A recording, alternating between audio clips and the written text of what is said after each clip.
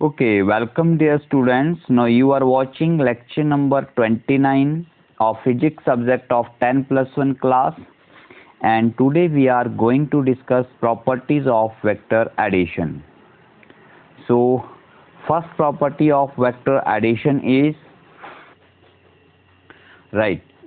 first property is only vectors of same nature can be added or subtracted. केवल vector जो एक जैसे हों, एक ही नेचर के हों, उन्हीं को ऐड किया जा सकता है। For example, force can be added only in force. This addition is possible, but you can not add force vector into velocity vector. बहुत सिंपल है, बेसिक है। डायमेंशनल एनालिसिस में भी हमने पढ़ा है कि क्वांटिटीज ऑफ सेम नेचर और सेम फंडामेंटल क्वांटिटीज और same type of quantities can be added और सब्ट्रैक्टेड। सिमिलरली वेक्टर्स भी सेम ही ऐड किए जा सकते हैं, जैसे F vector can be added only in F vector, velocity vector can be added only in velocity vector, but addition of f vector and v vector is not possible, right? Okay, now let us see the property number 2. Property number 2 is vector addition is commutative. What does it mean? That is a vector plus b vector, ये दो अलग अलग vectors हैं। So vector a plus vector b, this is equal to vector b plus vector a. So my dear students, vectors के addition का order matter नहीं करता है कि किस में किसको जोड़ा गया है या किसको पहला और किसको दूसरा वेक्टर बनाया गया है। ठीक है, अब वेक्टर ए में बी ऐड कीजिए या वेक्टर बी में वेक्टर ए ऐड कीजिए, it will be same. This is same to like that of addition of simple numbers 5 plus 3 or 3 plus 5, both will be is equal to 10. Okay, so let us have a very simple proof of this. Let I have two vectors acting at point M, and let this is your vector A and this is your vector B. Now let us complete our parallelogram. My dear students, पहले parallelogram law जरूर पढ़ लें, triangle law, vector addition जरूर पढ़ लें। वो basics हैं, fundamentals हैं।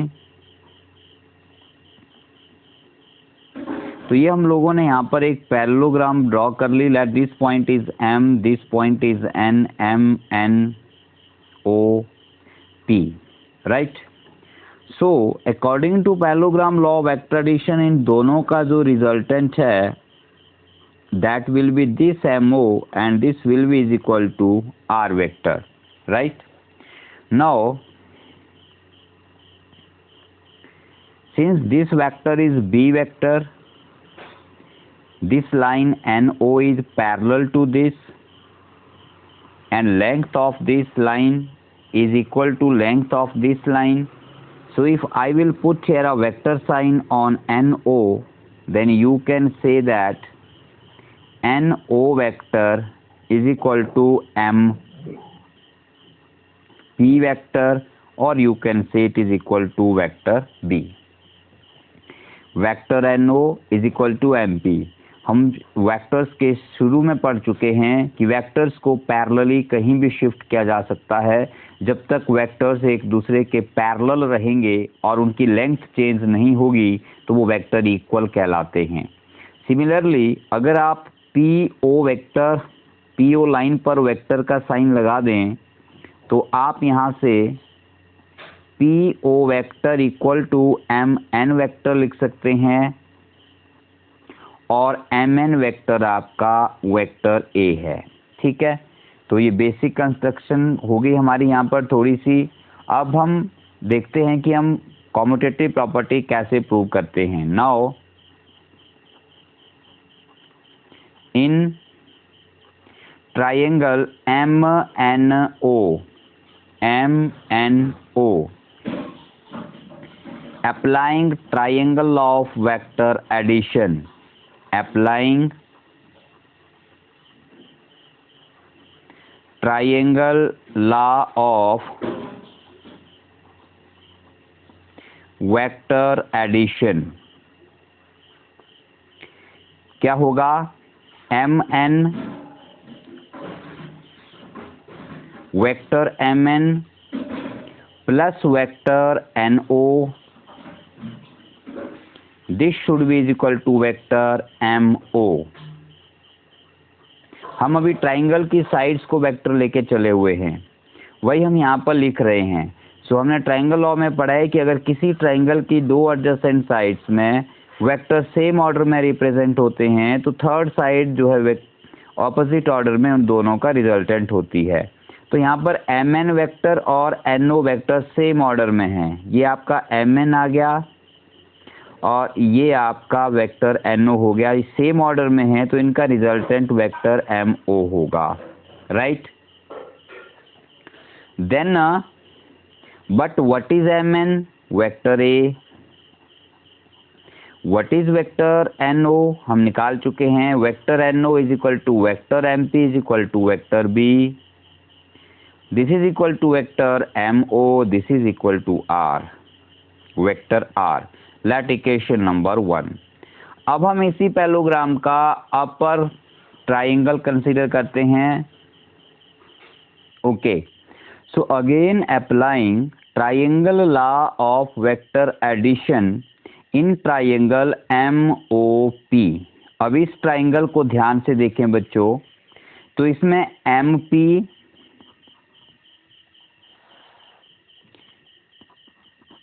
वेक्टर MP और वेक्टर PO, वेक्टर MP और वेक्टर PO सेम ऑर्डर में है तो इन दोनों का जो प्लस है वो थर्ड साइड MO वेक्टर के इक्वल होना चाहिए। बट MP वेक्टर क्या है? Vector B plus vector PO क्या है? हमने यह फाइंड आउट किया है, वेक्टर A। और वेक्टर MO क्या है? वो तो वेक्टर R है। Equation number 2। इन दोनों इक्वेशंस का राइट साइड तो वेक्टर R के इक्वल है। वेक्टर R तो लेफ्ट साइड भी सेम होना चाहिए। So you can write from equation 1 and 2 vector A plus vector B should be is equal to vector B plus vector A, and this is nothing but our commutative law of vector addition. So let us take the next property now.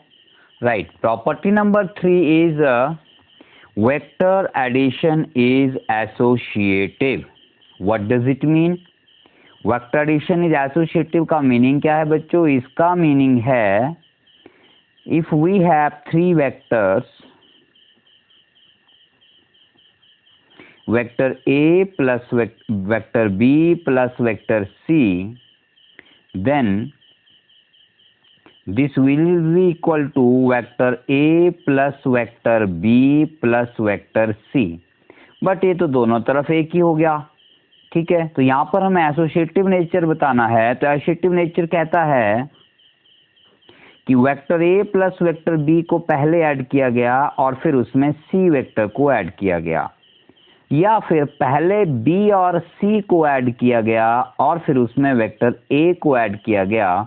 तो इन दोनों में कोई difference नहीं है, both are one and same thing.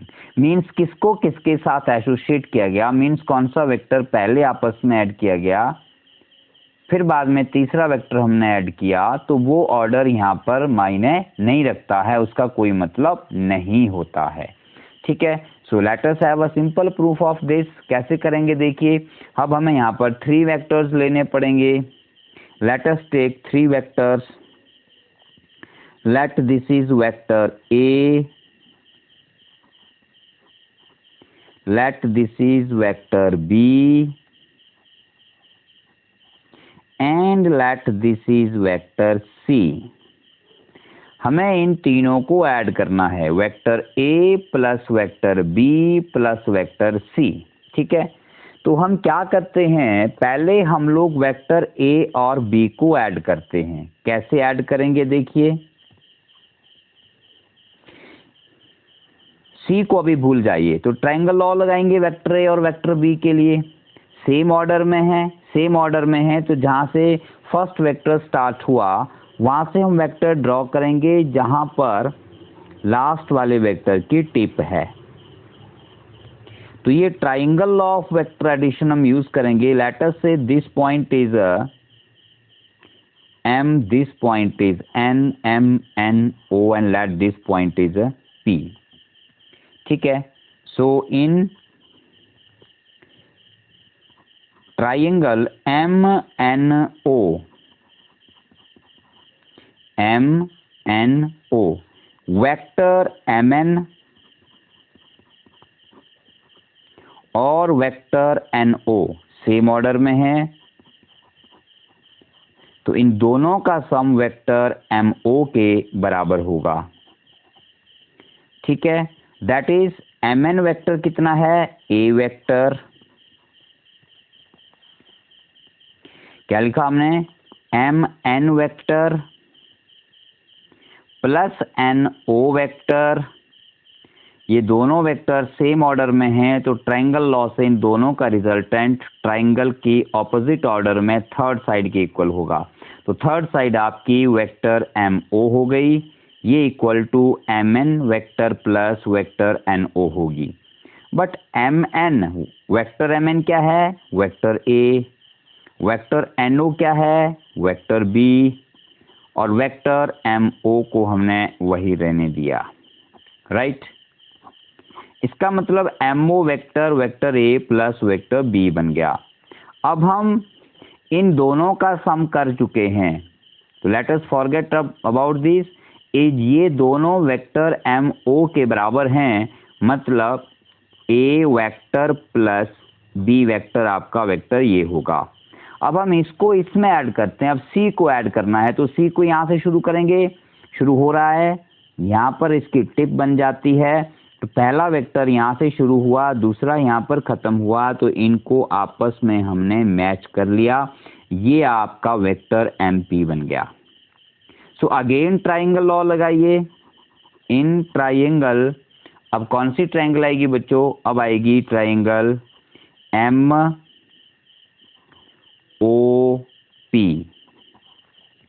ठीक है, इस triangle में सेम ऑर्डर में कौन से हो गए, vector MN plus vector OP is equal to, दोनों सेम ऑर्डर में है, ऑपोजिट में MP वेक्टर है, तो ये इनका रिजल्टेंट होगा वेक्टर MP। ठीक है, आगे बात समझ में। Now MN vector, vector MN क्या है, वेक्टर MN हमने फाइंड आउट किया, वेक्टर MN नहीं बेटा सॉरी, वेक्टर MO आएगा, MO हम ट्रायंगल MOP ले रहे हैं, तो वेक्टर MO आएगा, MO plus OP vector OP। But MO क्या है हम फाइंड आउट कर चुके हैं, वो है A vector plus B vector, इसको ब्रैकेट में ही रखेंगे।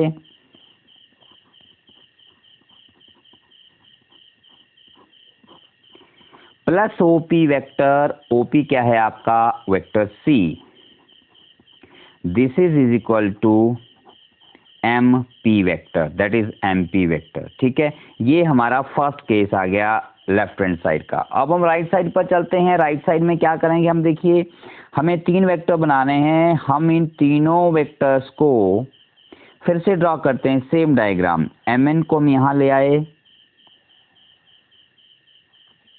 फिर हमने NO बनाया सेम, फिर हमने OP बनाया सेम पैरेलल लाइंस बनाकर।